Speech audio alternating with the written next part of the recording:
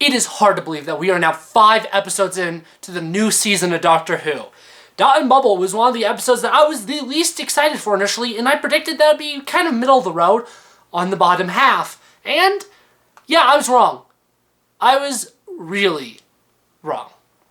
So, really quickly, after we started getting all the teasers throughout the week building up to it, I was like, okay, this is actually giving me a lot of Makra Terror vibes, and Makra Terror is one of my favorite classic Who stories. It is my favorite story from the 60s of Doctor Who, actually.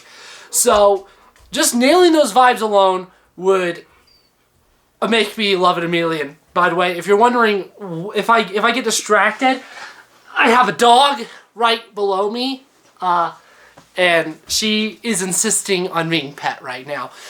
But it already reminded me a lot of Makra Terror, so if it followed up on those kind of vibes, I knew I would like this episode, regardless of anything else. If it was like Makra Terror at all, I would enjoy it. And yes, it is a lot like Makra Terror, I'd say, in a lot of ways, except obviously now, in the 21st century, it has a lot more going on for it. With the Dot and Bubble, the CGI, first of all, looks fantastic. And the overall atmosphere in the world is also really well done. The bright colors have a great contrast to the actual story at hand. And we all went into this thinking, oh, it's going to be a social media commentary. No. It was actually a story about race. And racism and class. And classism. And I think that's great. I think what really makes this episode work, because obviously with the Black Doctor, it was obvious we were going to get at least one story that talked about race, and I wanted at least one story talking about it, and I was curious how it was going to be approached. This episode, throughout the whole episode, uses these minor little microaggressions towards the Doctor for being different. Lots of minor hints. The Doctor and Ruby are pretty much saying the exact same thing to Lindy, but it's interesting to see how different Lindy acts to both. A lot more aggressive to the Doctor, and a lot more willing to listen to Lindy. Even the Dot and Bubble itself has this little bias. Is the Doctor, when he first appears on Lindy's Dot and Bubble, has this warning, unsolicited thing where Ruby is just able to appear. The system itself had racism. And all this culminates, obviously, into the ending, which people are talking about. The reviewers all said that the ending was phenomenal. I love how the Doctor doesn't have this giant speech. He doesn't say, oh, you're horrible people for being racist. No, he's upset because he wasn't able to save them because of their prejudice. That they wouldn't let him save him. And I think his reaction there, the laugh into the pained scream, work phenomenally. And I think it is the best performance Ncuti's given thus far, which may seem odd because it's so minor, but to me, it is less about, sometimes it's less about dialogue delivery and more just about the physical acting that truly sells an actor. And I think that's what Ncuti really excelled in this episode. Now obviously, this is the second Dr. Light episode in a row. I think both 73 Yards and Dot and Bubble are phenomenal. They're my 2 favorites of the season, easily. But we also have both of those episodes after Boom, which is pretty Ruby light. Which means 5 episodes into the season, 6 episodes into this run, we've already had 2 episodes that are Dr. Light and 2 episodes that are Ruby light. All in a row. Bad timing. Bad timing. I think that is one of the biggest complaints people have about Dot and Bubble, and it could have been avoided just by having this episode be a different season. Have it be next season, or even just having the order of the episodes be slightly different. Move something before Devil's Cord, move something after Rogue.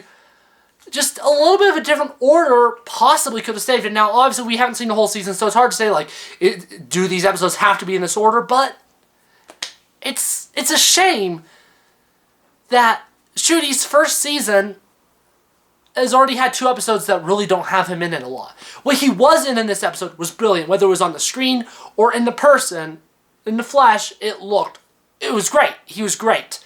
And also that outfit looked way better in motion than it did in the photos. This, I feel like, actually did justice to the outfit. But it's such a shame having this episode right after 73 yards. I just want to actually see the 15th Doctor do something. And obviously, I think Lindy's an extremely well-written character. She's not likable, and you just leave the episode hating her. But I do wish there was a little bit slower of a build-up to hating her. Because I feel like the whole time, there's never a period where we do like her. Because she's always kind of a little annoying. And I think the ending would have hurt more if we did like her. I feel like there's so much of the minor aggressive racism that it definitely feels intentional. But I think maybe part of me is like maybe dialing it back so that maybe some audience members are like, oh, this is probably not intentional. And then it's like, oh, never mind, it is intentional. I feel like that would work really well. But also, we're already seeing with people reacting to this episode that the nuanced episode about racism, people are thinking that's not about racism. It is. Everyone involved has said it is. It is clear that it is, at least to me. But there are still so many people that are missing it. So sometimes subtlety doesn't work for everyone, which sucks. Because it does seem that the people that understand that this is about racism tend to like this episode more than the people that don't.